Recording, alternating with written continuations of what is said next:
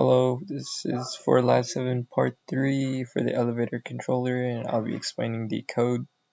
So, the first thing we need to do is import all the necessary libraries.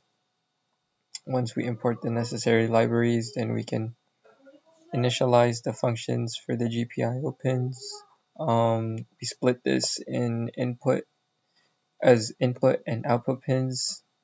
As for the input pins, this is responsible for choosing the floor of the elevator. And it's corresponding to pin 0, 1, 2, 3 of the Korea board.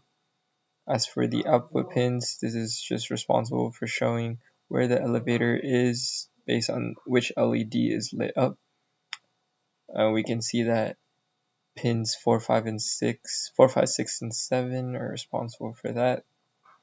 The actual code that visually indicates where the elevator is this, and we can see that to control the door, the door open time is set to 3 seconds, and it will flash 3 times in intervals of 0.5 seconds. And this function is responsible for the door opening. We can see that in the terminal it will let us know that the door is opening and what floor we will be on. And this loop is just responsible for the door activity.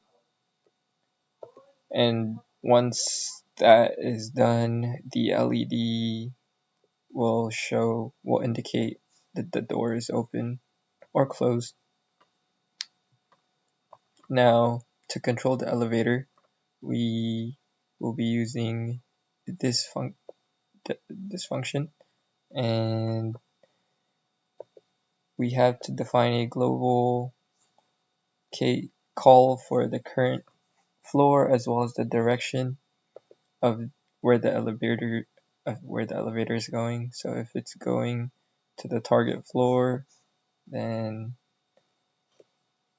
we know it's going up, or if it's going down. This is just responsible for the speed of the elevator. Say you want to choose floor 1 to 4, it will be 2 times faster, and yeah. This is just for the current floor, and the target floor.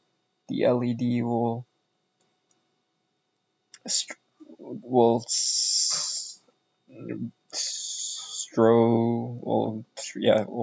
if the current floor reaches the target floor. And yeah, this is just responsible for opening and closing the door, or not opening and closing the door. This is just linking this to the other functions that we have up here. And this is just the global functions, global calls that we also have. So we start with speed 0, and based on how